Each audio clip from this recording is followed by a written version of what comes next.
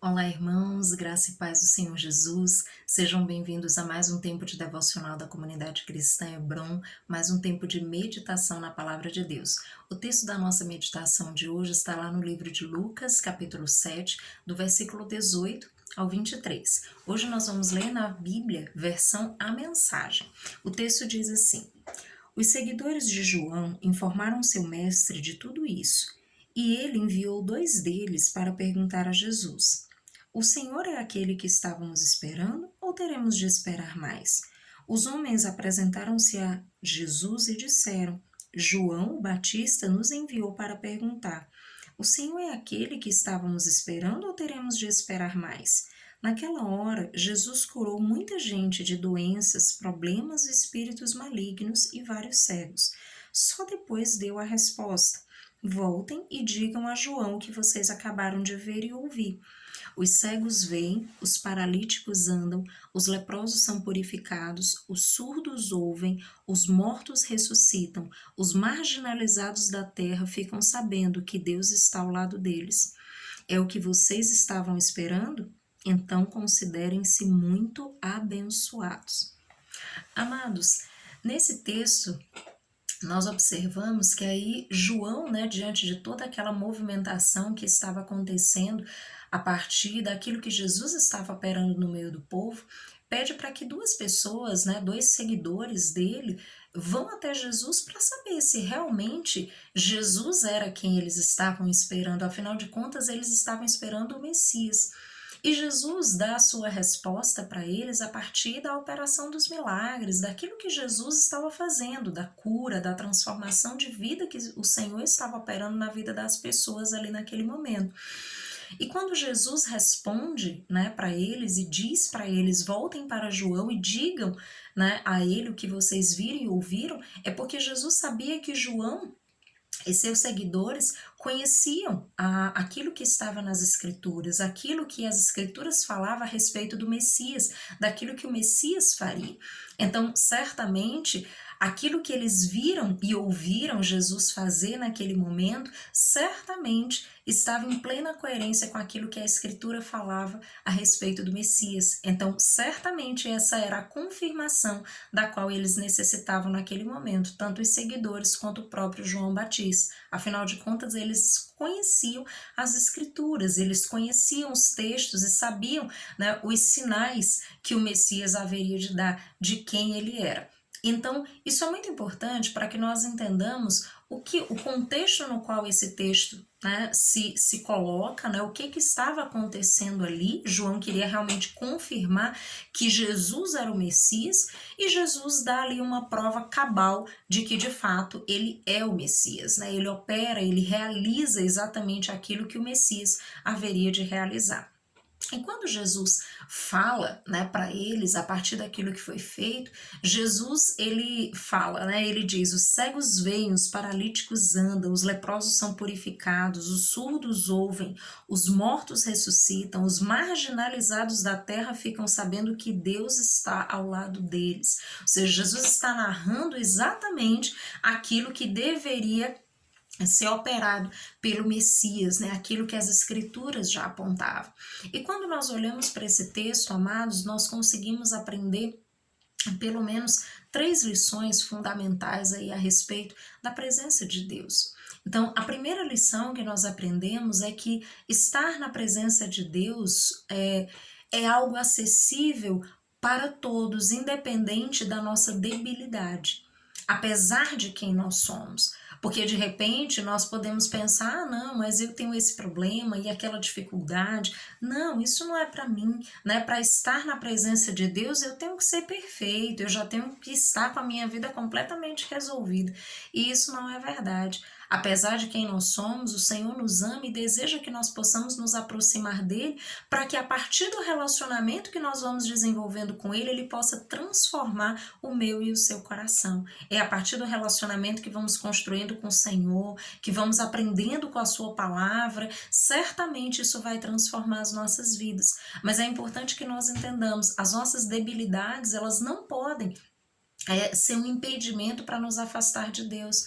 As nossas debilidades, as nossas fraquezas, elas não podem nos afastar da presença do Senhor. Pelo contrário, Deus deseja que nós nos aproximemos dele exatamente como nós estamos. E a partir da nossa interação, do nosso relacionamento com ele, com a sua palavra, ele vai nos transformando, ele vai nos mudando, ele vai fazendo um processo profundo de transformação de dentro para fora.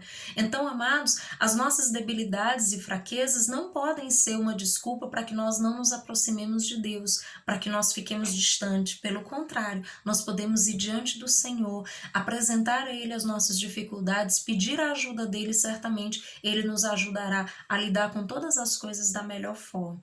A segunda lição que nós aprendemos também nesse texto é que na presença de Deus há cura, a possibilidade de transformação, de restauração de vidas.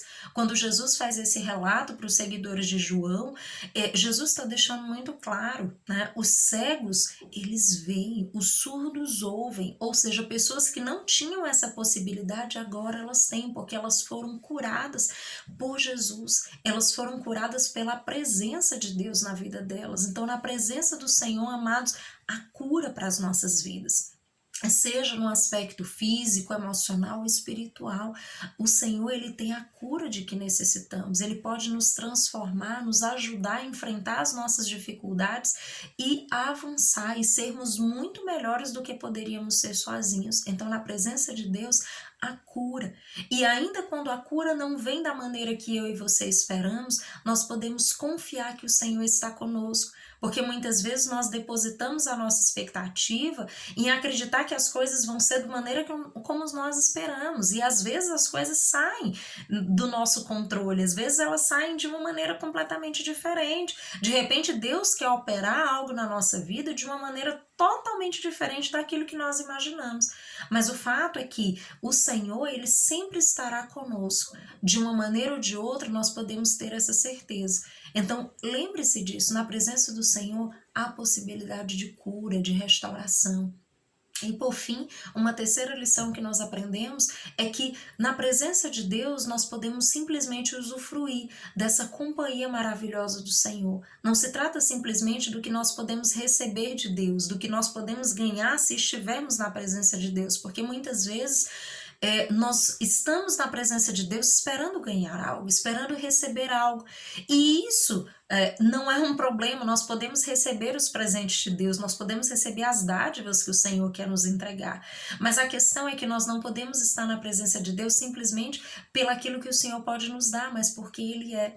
Então nós podemos sim, na presença de Deus, desfrutar de quem Ele é, desfrutar dessa plenitude de vida que o Senhor tem para nós, que muito além das coisas que Ele pode nos dar, tem a ver com o relacionamento que nós temos com Ele, tem a ver com essa plenitude de vida que nós passamos a ter quando nos relacionamos com Ele, quando contamos com a companhia dEle, e sabemos que Ele está conosco em cada etapa da nossa vida, seja nos momentos bons, seja nos momentos difíceis. Sabemos que podemos contar com a companhia de Deus, sabemos que podemos contar com o auxílio de Deus, com o suporte de Deus, com o amparo do Senhor nas nossas vidas, com a alegria, né? Com tudo aquilo que o Senhor tem para as nossas vidas. Então, essa companhia de Deus, amados, é ainda melhor do que qualquer presente que Ele possa nos dar. É essa convicção de que o Senhor está conosco, de que Ele entregou Jesus em nosso favor. O sacrifício de Cristo nos traz a paz, nos traz a salvação, nos traz a possibilidade de desfrutarmos da presença de Deus,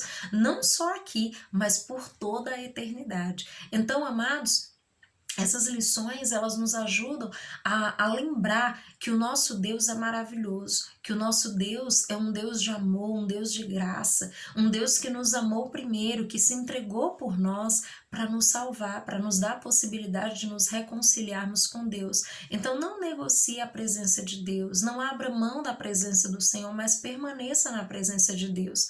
Ainda que você tenha passado por experiências difíceis, vá diante de Deus e peça o auxílio dele. Certamente ele vai te ajudar e vai também colocar pessoas ao teu redor que possam te auxiliar nessa caminhada. Mas não deixe que muitas vezes as vozes mundanas, a voz do diabo ou de tantas outras coisas coisas na vida convençam o teu coração de que é melhor estar longe de Deus, de que é melhor estar distante da presença do Senhor, porque o melhor lugar para estarmos é na presença de Deus. Na presença de Deus há graça, na presença de Deus há misericórdia, na presença de Deus há amor, há acolhimento, há possibilidade de cura. Então não deixe que todas essas outras vozes confundam o teu coração e faça com que você se afaste. Se você foi ferido, amado, saiba que na presença de Deus há cura, na presença de Deus há possibilidade de restauração e de transformação. Então não saia da presença de Deus, não abra mão da presença do Senhor. Certamente Deus tem a porção de cura, de graça que você necessita. Então permaneça sendo fiel a Deus, permaneça apresentando sua vida diante do Senhor e confiando que Ele está cuidando de você, está te auxiliando em todas as coisas e certamente vai cuidar de você em toda essa trajetória.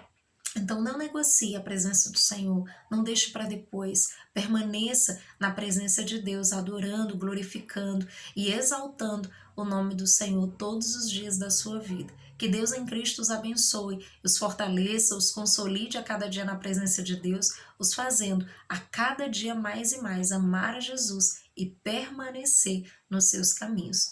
Abraço, até mais.